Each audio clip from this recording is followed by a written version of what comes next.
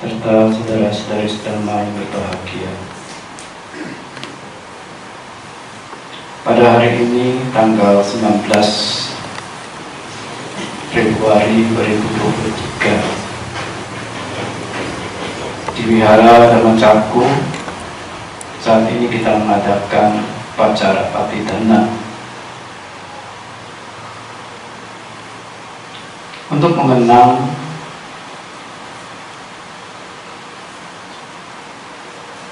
ayah kita, saudara kita, kerabat kita, teman kita, yaitu mendiang Bapak Chong Ten Phak yang tutup usia di usia 87 tahun pada tanggal 2 Januari 2023 yang lalu. Dan ini adalah peringatan Patidana yang dilakukan oleh keluarga saudari Ana, peringatan 49 hari sejak kepergian beliau. Dan pada hari ini pun Bante dapat hadir di wihara ini dikarenakan Yang Mulia Bante Dhammajato Tera yang sebelumnya beliau yang mengisi puja bakti hari ini, tetapi karena ada satu permintaan tugas dari Yang Mulia Bante Sombat Pamito untuk mendampingi beliau, menemani beliau untuk bertemu sahadamika, sahabat dalam kebikuan, yaitu Bante Subin ya, dari Thai ya. Jadi hari ini beliau pergi ke daerah Gadok untuk menemani Bante Sombat Pamito Mahatera bertemu dengan Bante Subin. Jadi oleh karena itu beliau menugaskan Bante untuk menggantikan tugas beliau di Wihara Dharma Cakku ini, yang mungkin nanti beliau bulan Mei akan berupaya untuk hadir di sini ya. Ibu, bapak, saudara-saudari sekalian, kita tentu menyadari bahwa kehidupan ini tidak seluruhnya mendatangkan sesuatu yang baik, tapi kita sebagai orang yang mendiami dunia ini ya ingin mendapatkan, mengharapkan hal-hal baik yang muncul ya. Tetapi seperti halnya dunia ini bagaikan suatu roda yang dimana roda ini terus berputar, kehidupan ini terus berputar, menggelinding terus menerus ya. Tentu ada kalanya posisi ini berada di atas, ada kalanya posisi ini di bawah. Demikian halnya roda ini yang memang berputar, dia di atas, nanti terus ke bawah, ke atas, ke bawah, demikian. Tetapi ketika pada posisi di atas, ya kadang menimbulkan hal-hal yang bisa menyebabkan kita lupa diri. Apalagi berada di atasnya cukup lama, misalnya menjadi orang yang sejahtera, makmur, tidak kesusahan, apa yang diinginkan tercapai ya. Nah, kadang hal ini membuat kita lupa diri. Kadang-kadangnya kita berada di bawah, dan kadang di bawah kadang mungkin ada yang cepat, ada yang lambat. Nah, bila lambat juga sama akan menimbulkan suatu rasa terhimpit, terbebani, merasa terpuruk terus menerus. Tidak ada sisi celah untuk keluar, yang menganggap hidup ini penuh kesialan, nasib buruk. Ya. Tetapi secara hakikatnya, ya, dunia ini memang perubahan ini selalu mencengkram.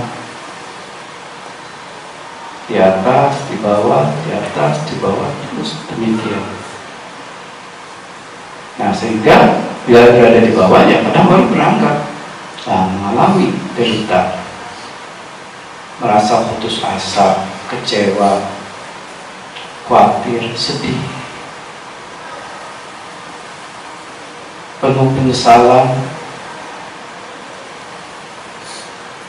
merasa terpojok, tersisihkan,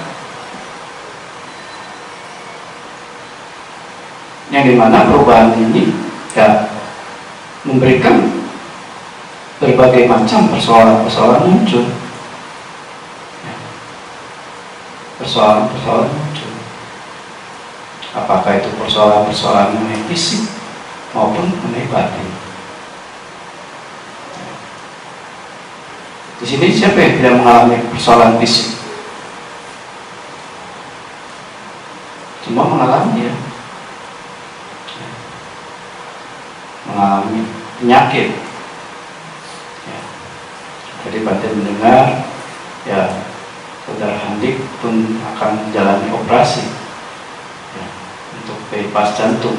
Ya, semoga Pak Handik menemukan kondisi-kondisi yang baik, dapat tenang, memupuk hal-hal bajik dalam dirinya dengan melakukan pengembangan batin, cita bawana. Dan batin pun mendengar. Nah, sekarang Pak Pino Siddhartha pun mengalami yang sama. Kemarin bersama Bante ke Ciapus, biasa-biasa saja. Nah, sekarang mendengar dari putrinya, ya, sedang mengalami ketidaknyamanan fisik. Ya. Ya, tetapi ya kita sebagai siswa Buddha, ya, sepenuhnya mengerti hukum perubahan ini, yang tadi kalanya ada di atas, kadang-kalanya di bawah. Dan kita tidak bisa menghindar. Ya. Hari-hari kita membebaskan diri dari persoalan, kebanyakan makhluk-makhluk duniawi ini cenderung senang menjilati 5 kenikmatan indriya yang mengasihkan, yang didambakan, yang dicintai, berkubang terus di dalam pemuasan nafsu, dibandingkan untuk terlepas dari cengkraman yang mengerikan kehidupan dalam samsara ini. Ya.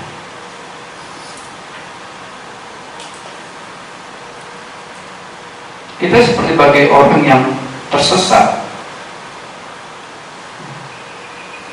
Seorang yang tersesat, yang dikejar oleh gajah penggading yang ganas, merasa ngeri, takut, sehingga suatu saat melihat ada sumur dengan pohon besar di atas yang akarnya menembus ke bawah. Nah, pria tersesat ini pun masuk ke dalam sumur itu, turun melalui akar, mencari perlindungan, mencari sisi aman. Demikian pikirnya. Karena kondisi di dalam sumur itu pasti gelap, kan? Ya, kita seperti hal itu. Dalam kegelapan ketidaktahuan kita,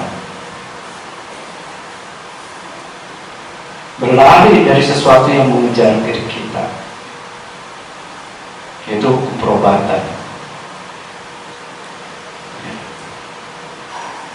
Nah, kita turun, begitu suatu saat mendapatkan kenyamanan, mata ingin melihat dalam kegelapan. Nah, ternyata apa? Disadari di dasar sumur itu Ada ular besar, piton, yang mengurai dan merayap menuju ke atas. Nah, tentu ini menimbulkan kengerian lagi. Sedangkan di sisi kanan kiri di 4 sisi itu, di dinding-dinding sumur, sudah siap menjulur 4 ekor ular yang siap mematuk. Ular-ular racun. Timbul lagi kengerian. Dan kita tentu ini merambat ke atas, berpikir. Tetapi di atas kita melihat ada 2 ekor tikus.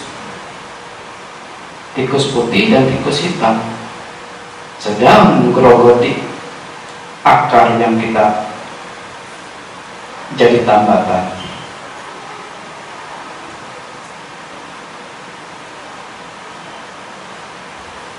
Nah, kengerian dari hal ini, ya, lambat laun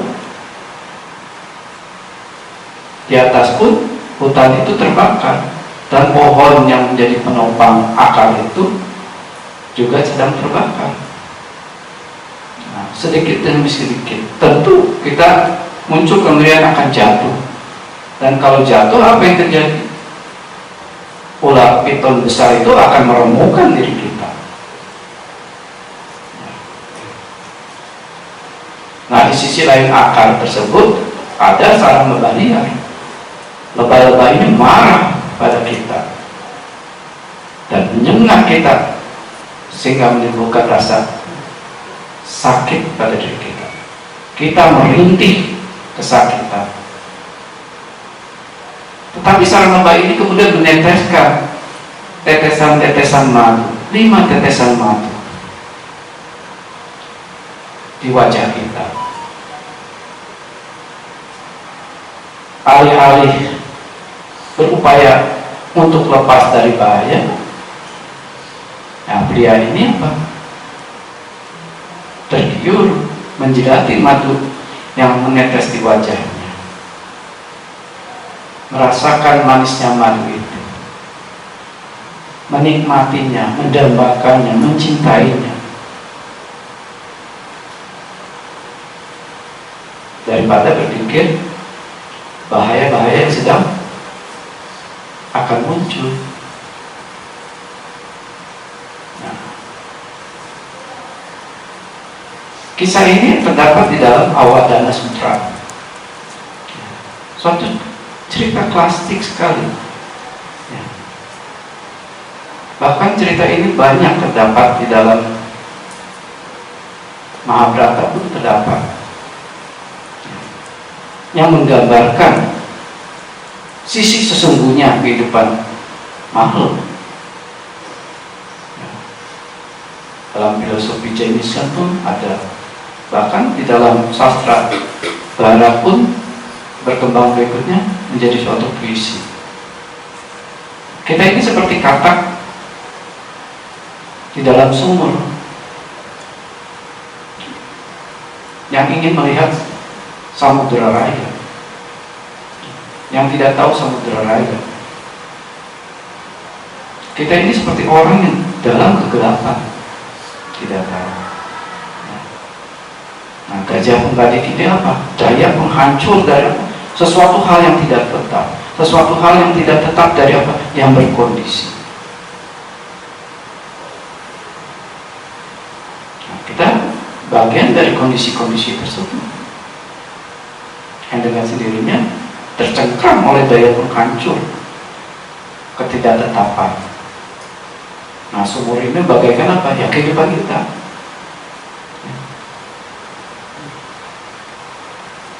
Kehidupan kita. Ular besar itu apa? Kematian yang terus merambat untuk apa? Meremukkan diri kita, tua muda. Tapi sesuai dengan Dhamma Pada dan melihat dari usia dari mendiang Bapak Chung Tetpa 87 tahun, ya beliau berarti melewati 3 masa dengan baik. Masa muncul, berlangsung, dan pada masa ketika dari bayi sampai remaja, kemudian berlangsung menikah, bekerja dan sebagainya. Pada usia tertentu harus pensiun, yang menuju masa yang apa? Yang terakhir, menuju masa ya kita harus berpulang, pergi. Siapa yang mendahului tidak tahu.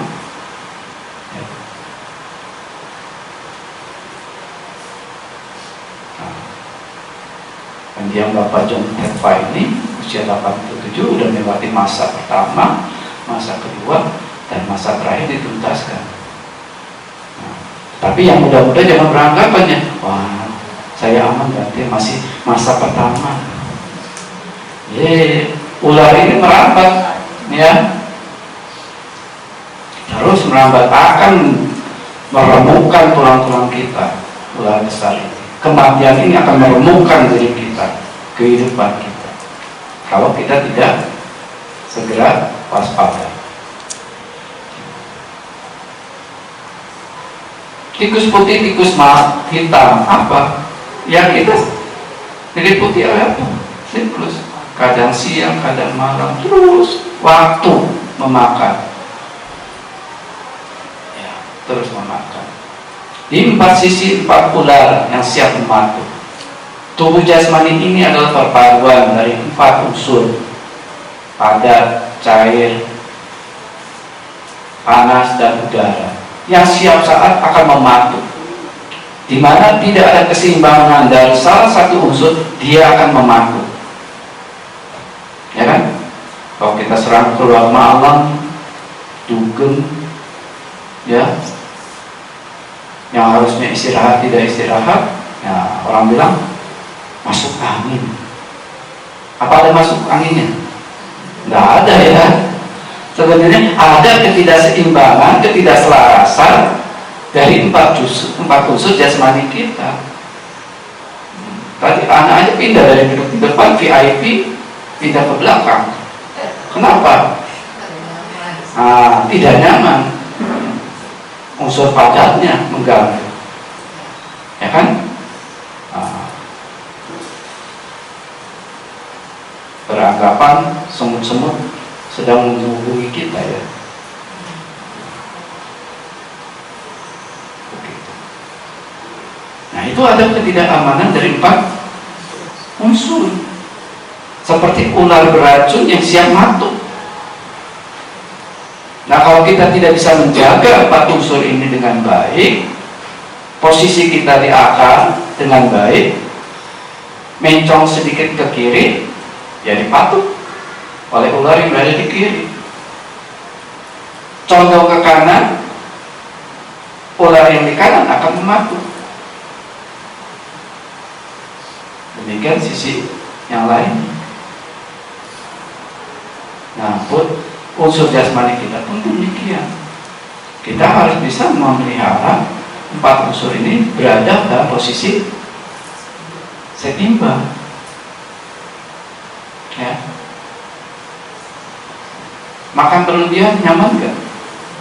Nggak nyaman, ya. Duduk meditasi aja gini sesek, ya. Rasanya nggak nyaman. Apalagi pakai ikat pinggangnya harus kuat-kuat. Kalau nggak kuat-kuat melorot, ya. Kok ibu ketawa, Bu?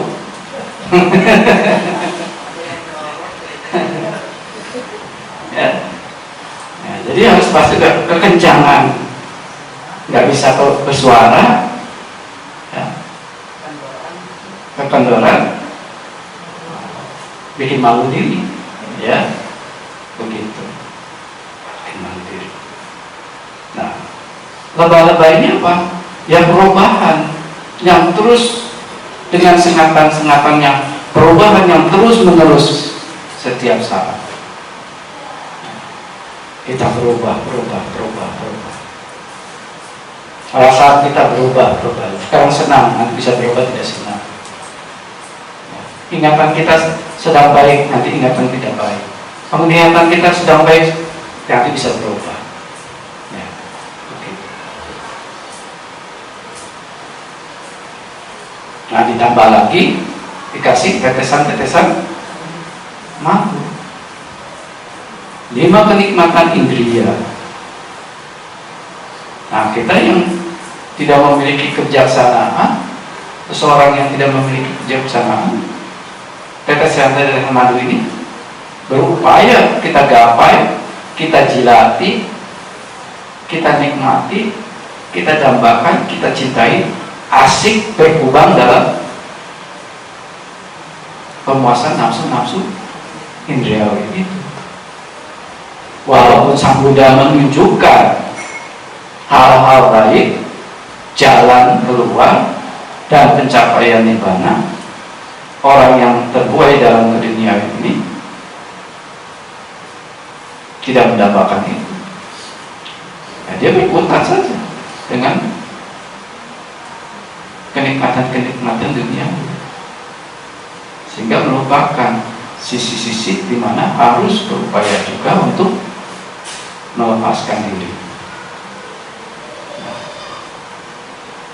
Nah, ada satu kisah orang buta, ya, bertemu. Ini ketika malam hari orang butanya berjalan, bertemu dengan orang yang membawa pelita, dan orang yang membawa pelita ini berkata, "Saudara, bawalah pelita ini." "Oh, tidak perlu. Saya kan buta, saya biasa dalam kegelapan."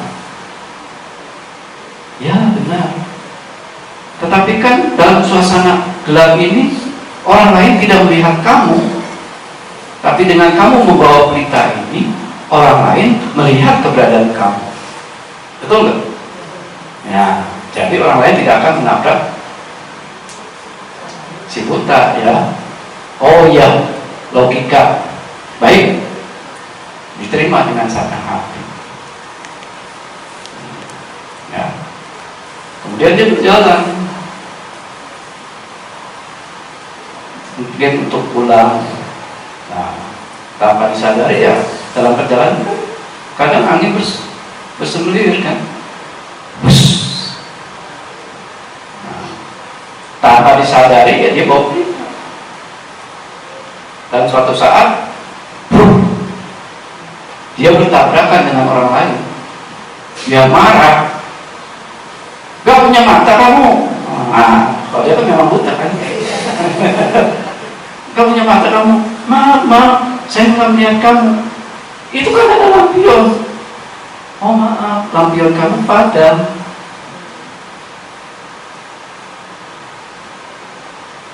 Jadi saya menabrak kamu. Karena lampunya padam, ya saya tidak melihat kamu. Si buta ini menyadari, bukan lampionku yang padam, tapi hatimu yang padam. Mengerti nggak? Kadang orang cenderung sering berpikir negatif dan sulit melihat hal-hal yang positif dalam kehidupan.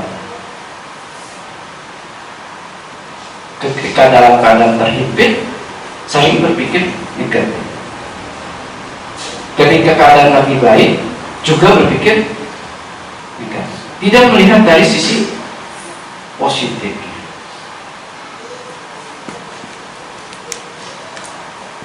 Nah, ini perenungan. Apalagi kita berada di bawah, ya, sudah nanam baik, kok nggak muncul-muncul. Sudah beragama muda, kau wihara, perdana, kau nggak muncul-muncul. Nanam baik, hasil baik, mana? Nanam jagung hasilnya banyak, biji jagung, mana? Ya kan? Betul? Nah, demikian juga dalam keadaan sukses. Maka kesuksesan itu terus akan berlangsung selamanya. Sehingga apa? Ya, pemuasan indriya yang dicari. Kapan lagi nikmati? Mati siapa yang tahu? Ya kan? Begitu. Nah, jadi dari makna cerita ini kita cenderung apa? Berpikiran negatif. Ketika orang ngasih pelita, dia berpikir negatif kan? Wah, menghina, saya buta kasih pelita. Ya kan? Marah kan? Nah, Setelah dijelaskan baru, oh iya mati. Tapi karena punya kegelapan batin, nggak tahu lampunya padam, menganggap dia punya penerangan. Begitu orang naga, marah nggak? Marah lagi. Buta kamu. Oke sih memang buta ya. Nah, kita cenderung demikian nggak? Iya. Ya. Nah inilah petikan Dharma tadi. Kalyana watabu saki atanam akimanyasi yo santam atani papak atanam pariku hasil. Sesungguhnya saudara, engkau adalah saksi dirimu sendiri, betul? Yang merendahkan dirimu yang baik. Engkau menyembunyikan dirimu yang jahat, yang tersembunyi di dalam diri kita sendiri kan. Maaf Bante, saya nggak bisa, saya bodoh, saya nggak mampu, saya miskin, saya nggak kuat menjalannya. Itu kan ungkapan kamu. Disuruh praktek cita bawana gimana keluar? Maaf Bante, belum waktunya. Tak bisa Bante, saya sibuk. Nanti Bante, kalau udah usia tua, mau meninggal, mau mati, baru saya melatih cita bawana Bante. Ya, atau belajar agama. Itu kan dulu sering kan diungkapkannya. Yang muda-muda nggak mau belajar Dharma. Kenapa? Beranggapan ini masih panjang, masih melewati baru satu masa, belum muncul masa 2 dan 3. Nanti masuk masa ketiga baru mau belajarnya apa? Pas mau padam. Wah, ya, gitu. Sudah lama. Nah disitulah muncul sebenarnya dalam diri kita, kita merendahkan, meremehkan diri kita sendiri, yang dimana apa? Kita memiliki sisi baik, tapi kita menganggap kita tidak mampu, bodoh. Bahkan kita menyembunyikan apa? Sisi-sisi jahat kita. Ketika kita melakukan hal-hal yang keliru, yang tidak bermanfaat, berupaya terus mencari pembenaran diri kita sendiri. Ya Bante, kami kan umat awam, ya kan? Belum siap Bante. Nah praktik sila apa hubungannya dengan umat awam? Justru dengan praktik sila, Sang Buddha memberikan suatu jalan agar kita mampu memiliki kebaikan-kebaikan, kesejahteraan dan kebahagiaan, menumbuh kembangkan nilai-nilai baik dalam diri kita untuk kebaikan, kesejahteraan dan kebahagiaan kita. Kemurahan hati, sila, cinta kasih, keyakinan, ya kan? Ketenangan batin, samadhi. Untuk siapa? Diri kita sendiri. Tapi kita cenderung apa? Menutupi, merendahkan diri, meremehkan diri sendiri, bahwa kita ini tidak punya hal-hal yang baik. Butuhnya apa? Penghiburan. Ada yang datang ngajak makan, ngajak nyanyi-nyanyi, happy, ya kan? Ajak jalan-jalan, happy, ya kan? Tapi ketika diajak berbuat kebaikan, pengurusnya lalu nanti dulu, ya, karena pengurusnya mengalami susah sekali mengajak, padahal diajak untuk hal-hal yang Lain. Ya. Apa perlu diiming-iming? Nggak perlu lah katanya. Ini perlu katanya. Ya kalau iming-imingnya baik, diiming-iming semudah kan mudah. Jalankanlah sila. Dengan menjalankan sila, kebahagiaan surga akan kamu capai. Dengan menjalankan sila akan diperoleh kekayaan batin dan jasmani. Dengan menjalankan sila akan tercapainya pada udah diiming-iming, mau gak? Masih nggak mau. Bilangnya Pancasila susah banget. Ya kan? Nah, dijabarkan dana apapun, bahwa nanti dana akan mendatangkan kemakmuran, kesejahteraan. Tekun nggak melakukan derma? Ada yang tekun, ada yang tidak. Padahal sudah dikasihkan, ya, manfaat-manfaatnya ditunjukkan. Tapi kita apa? Cenderung meremehkan, merendahkan diri sendiri, bahwa kita ini sebagai orang baik.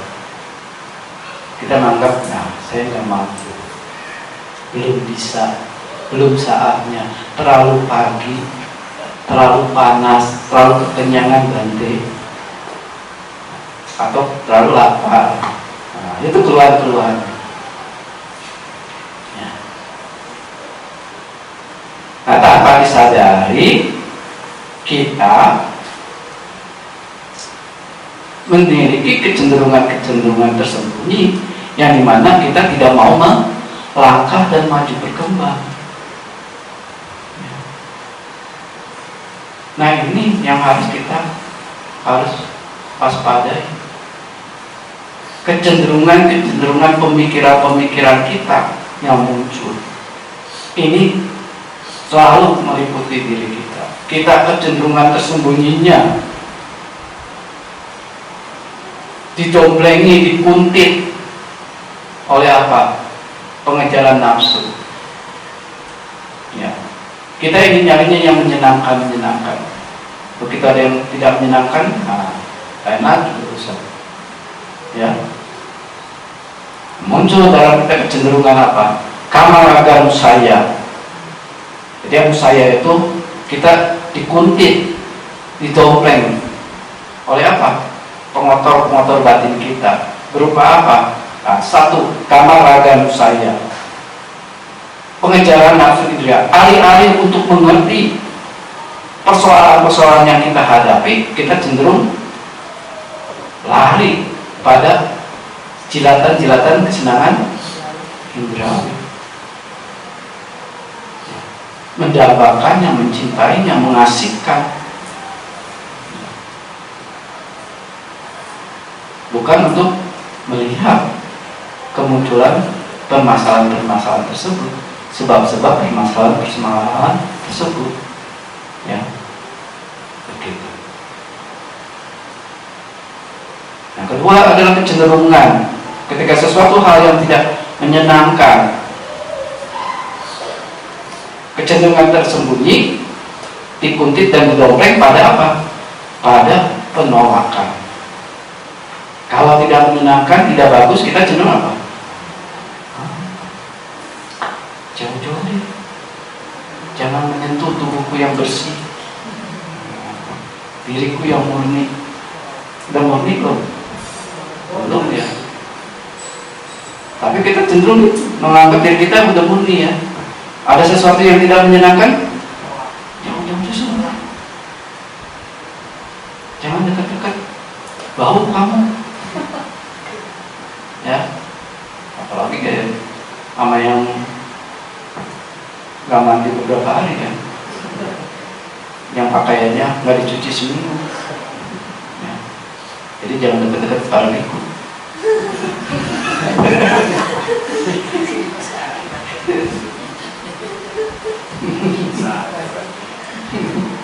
Jujur, ya samanya ya begitu. Emang ada gembel yang terus nyuci tiap hari?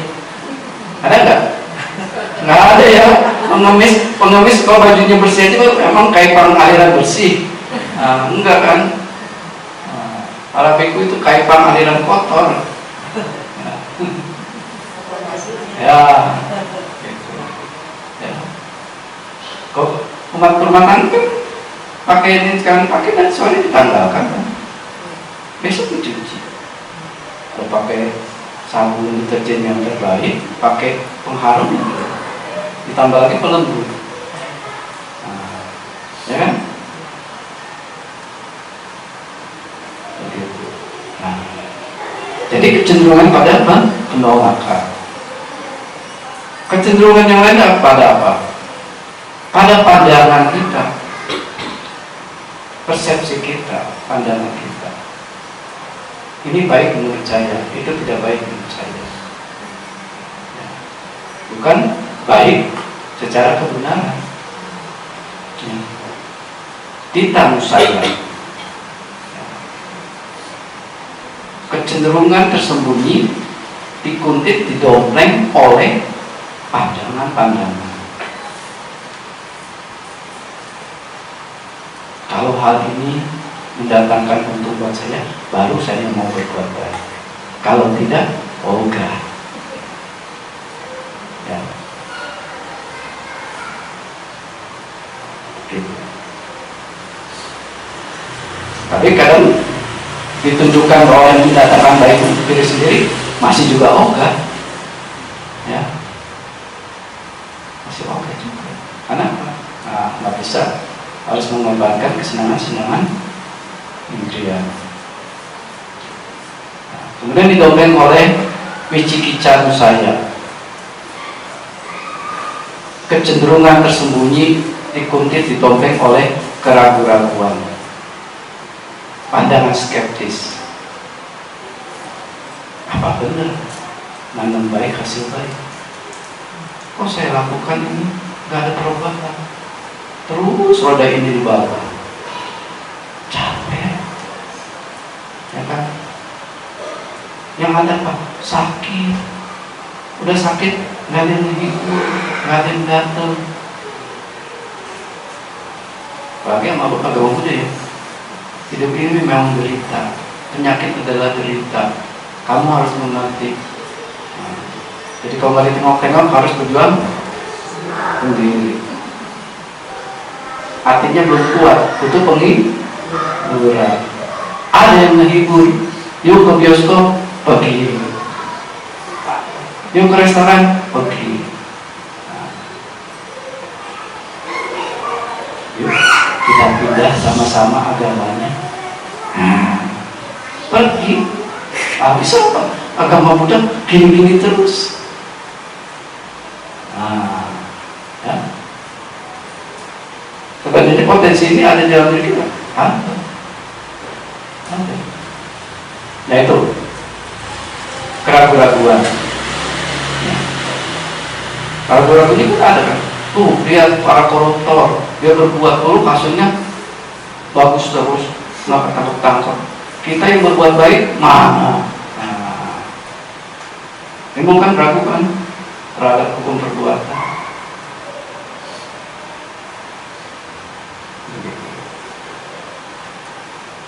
Nah, kemudian melekat pada mana musaya, keangkuhan,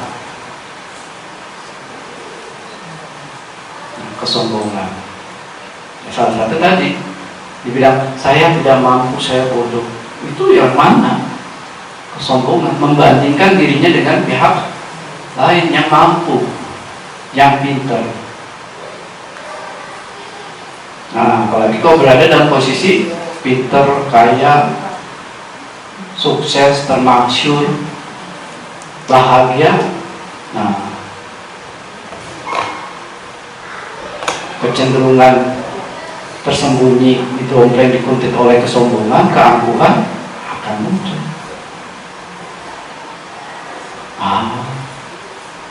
Saya belum melihat perubahan. Dari dulu saya happy terus kok, kaya, nggak berubah. Tuh sampai sekarang saya makin berkaya.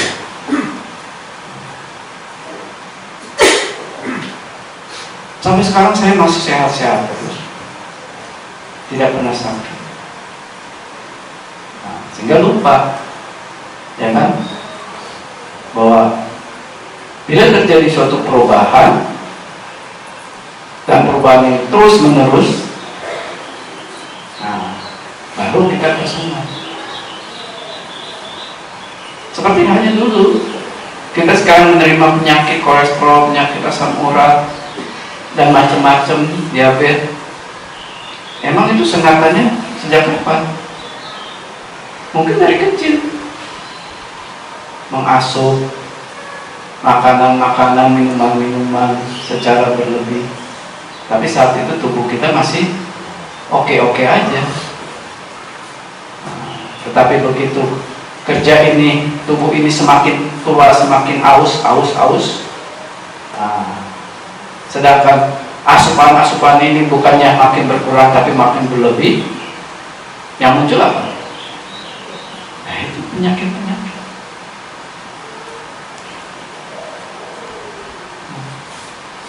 Penyakit-penyakit. Jadi kalau penyakit kolesterol, asam urat, trigliserid tinggi, itu bukannya tiba-tiba ya, Bu Dokter ya? Betul nggak? Ya kita dari dulu kan mengasumsi nasi, roti yang kita anggap itu kan menyenangkan, mengasihkan kan. Apalagi makannya sama ikan asin sepotong juga nasinya 2 piring. Hah? Enggak, sate bikin gigi patah. Ya, itu ada kisahnya lucu. Ya. Ya. Itu hanya segelintir orang yang tahu. Jangan dibocorkan ya. Ya. Nah itu yang kelima, kesombongan, gangguan. Yang mana kita masih sehat, saya masih baik-baik saja. Nah nanti saya jatuh terpuruk. Nah, begitu. Siapa yang bisa jamin perubahan itu? Ya. Nah yang keenam adalah bahwa raga nusaya, kecenderungan tersembunyi didompleng, dikuntit pada penjelmaan, nafsu penjelmaan, muncul keinginan-keinginan dalam diri kita. Ya kan? Contoh yang sederhana, begitu saat ini eranya teknologi ini semakin hebat, semakin canggih, kita berlomba-lomba untuk melengkapi atribut-atribut kita. Yang paling sederhana apa? Handphone. Ya. Tidak hanya rumah tangga, dari sisi-sisi petapa sendiri pun berlomba-lomba mendambakan kalau bisa punya handphone-nya yang bisa dilipat katanya. Nah, gambarnya bagus, bisa wah, mendambakan. Nah, kalau ada pendambaan begitu, cenderung apa? Ingin mewujudkan nggak? Seperti kita ingin beli barang, saat ini uangnya belum cukup, berupaya untuk apa? Ngumpulin kan, mewujudkan, pengen beli dan berangan-angan. Kalau udah punya barang ini, saya mau tunjukkan ke siapa? Ya kan? Mau saya gunakan gimana? Nanti di depan orang saya gini nih. Nah, dengan khotbah rantai lagi gini.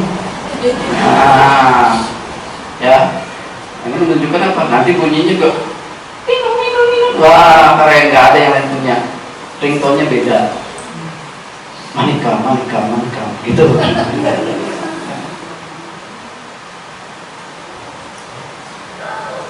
Ya. Akan berupaya. Batin ini berupaya ingin apa? Ini terwujud, nafsu ini menjadikan terbentuk sebagai apa? Sebagai perbuatan karma. Nah itu kita.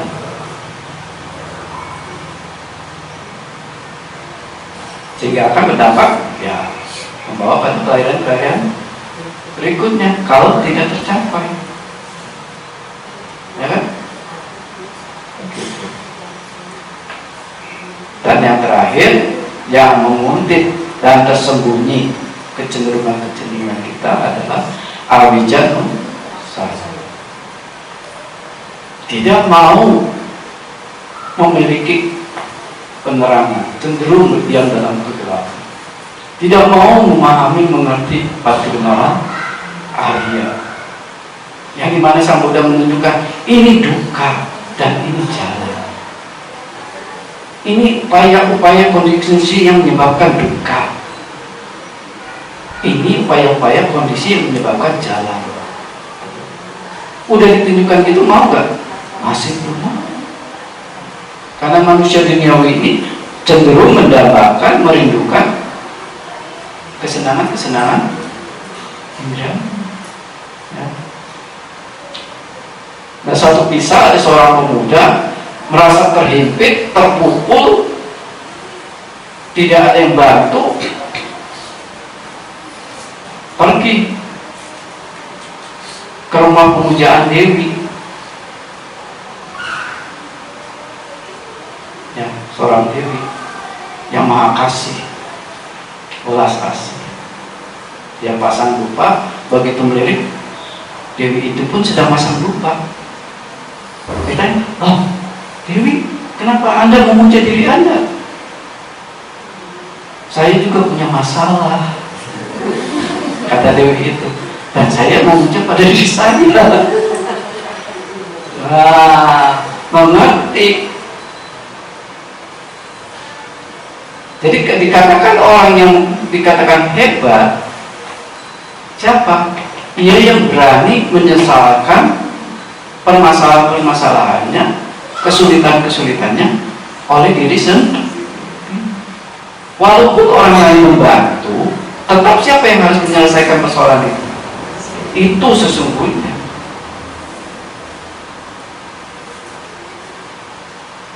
Ada yang bisa menggendong, memikul masalah-masalah kita? Nggak ada satu kekuatan. Ya. Maka Dewi itu kata, "Kenapa Anda mau pasang dupa sama diri kamu sendiri?" "Ya, saya sendiri bermasalah." Ya, gitu. Jadi sisi orang yang berani, yang hebat, yang cerdas, dia berani menghadapi kesulitan-kesulitan yang dihadapi dan menuntaskannya. Kalau orang lain membantu pun, tetap diri kita yang harus menyelesaikan. Nggak bisa. Ya. Misalnya ada teman seorang biku sadamika yang gerah juga ingin mengembalikan latihan misalnya. Ya kita hanya membantu, membujuk, memberikan nasihat-nasihat. Tetapi dikembalikan siapa yang bisa melepaskan? Dirinya sendiri. Yang bisa bertahan untuk berada dalam kehidupan luhur siapa? Dirinya sendiri, bukan orang lain.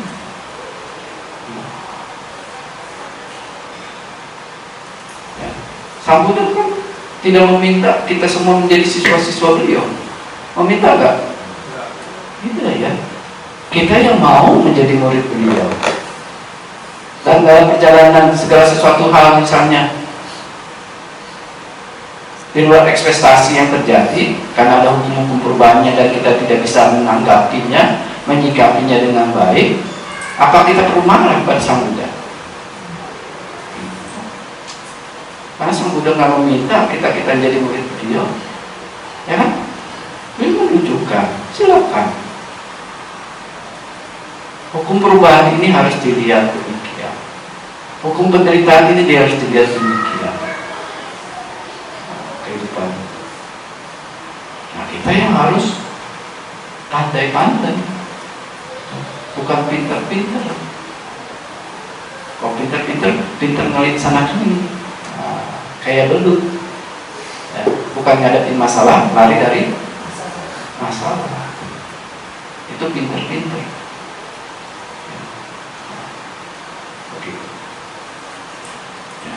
Jadi kita harus berupaya berpikir positif, ketika menghadapi kesulitan apapun dalam hidup kita harus berpikir positif. Mungkin ada hal-hal faktor-faktor bajik yang belum kita tumbuh kembangkan. Mungkin dari sisi semangat, sisi pengupayaan, sisi kewaspadaan, ya, cinta kasih. Nah, ini belum muncul. Sehingga ketika terjadi suatu perubahan, nilai-nilai bajik yang sesungguhnya ada karena tidak tumbuh kembang, yang gak kuat menghadapi perubahan itu, sehingga timbullah derita, himpitan-himpitan beban, ya.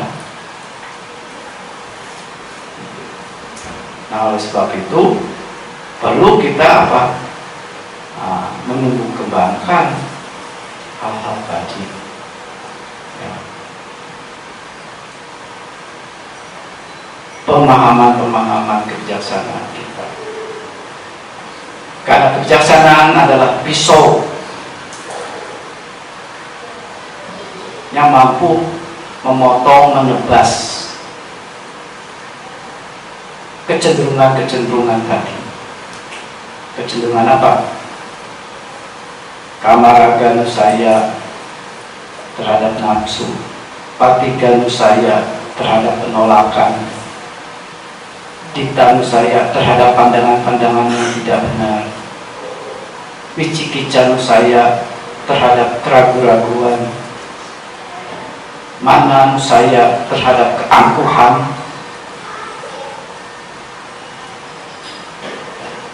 bahwa raga saya kecenderungan terhadap nafsu ingin menjadi, dan awijan saya kecenderungan pada ketidaktahuan, kekeliruan, kebodohan batin, kegelapan batin, ya. Nah, panya ini yang memotong, menebas, seperti tunggul palem yang terpotong. Dia lenyap, tidak tumbuh lagi di masa mendatang. Kita membentuk suatu watak yang baru, karakter yang baru, yang pandai, cerdas, dan bijak.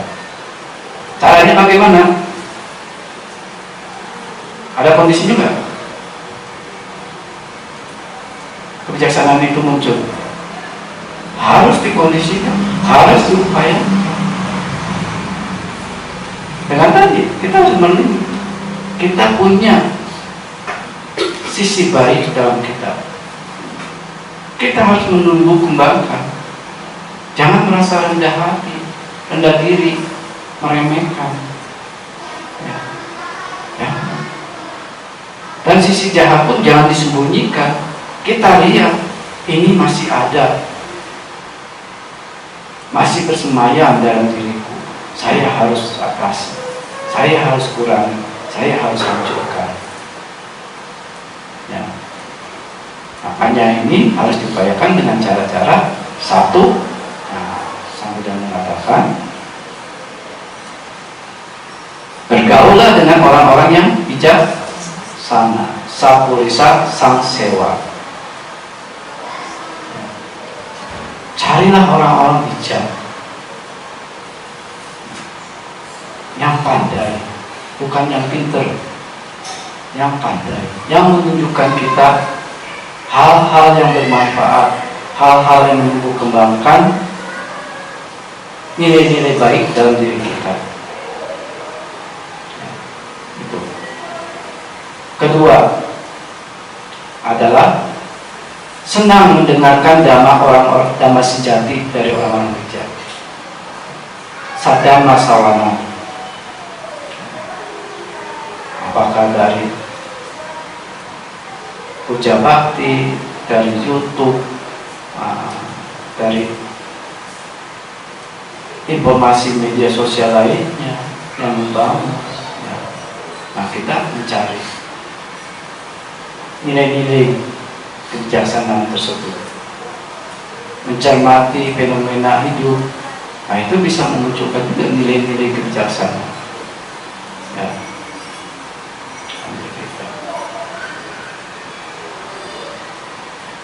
Yang ketiga adalah pengamatan yang sesama, yoniso manasika, melihat secara keseluruhan, ini loh sumbernya. Artinya kebijaksanaannya pada hal-hal yang benar satu. Ya. Dan menerapkan, mengenyam ke dalam diri 4 kebenaran Arya tersebut. Dengan alat apa? Ya, dengan alat melihat dari sisi ketidakkekalan, sisi derita, dan sisi tanpa inti atau kejijikan, kemuakan, kejenuhan. Yang sebenarnya ada. Coba kita makan pizza tiap hari, Pizza Hut, jemu gak? Jemu. Ya. Jadi apa yang indah pada Pizza Hut itu? Ya ada ya. Kalau intervalnya berulang, ya jemu. Nah, cuman caranya kita gak jemu-jemu ya. Lahir tua sakit mati. Hanya lagi, nanti bertekad lagi, nanti pengen lahir di mana, ketemu siapa, ini itu. Padahal sama, ya. Kayak makan pizza aja terus.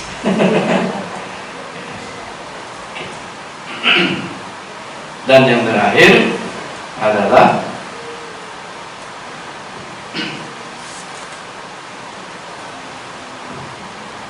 mempraktikkan dharma itu sendiri, mempraktikkan jalan yang telah ditunjukkan oleh Sang Tathagata. Sebagai apa? Sebagai upaya-upaya pengondisian hal-hal bajik dalam diri kita ini tumbuh berkembang.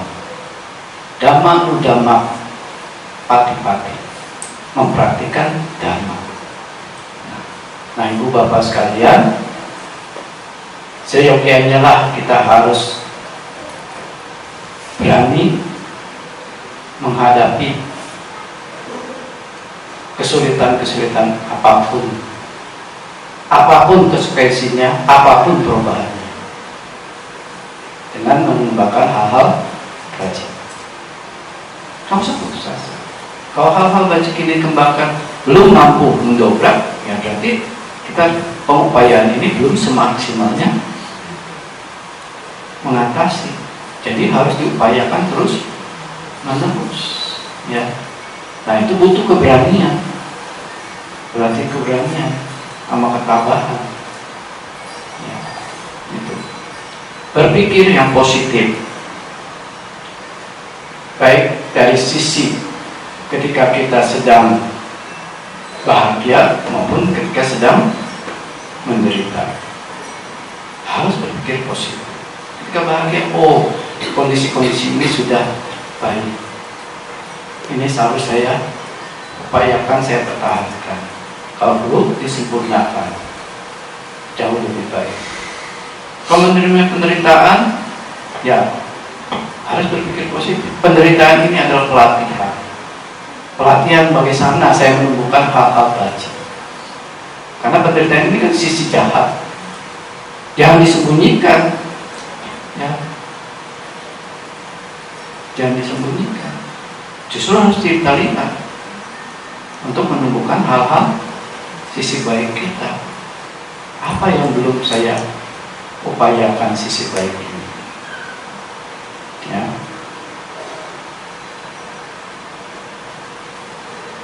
Nah, semoga apa yang sudah diupayakan ibu bapak sekalian, penguraian dharma ini, ya semoga ibu bapak sekalian dapat mempertahankan vitalitas baik itu batin maupun jasmani agar bisa menjadi sehat terus menerus, dan semoga kita dapat mencapai pengharapan-pengharapan leluhur kita dan hingga capai padanya derita. Semoga mendiang Bapak Chong Tetva juga bersenang dan beliau dapat mengarahkan diri pada hal-hal baik yang telah dimilikinya, sehingga beliau pun dapat berlindung pada kebajikan-kebajikan itu dan memperoleh kebahagiaan dan tidak mengalami penderitaan. Tapi Sata Bhavantu Sukhita, semoga semua makhluk berbahagia. Sadu, sadu, sadu.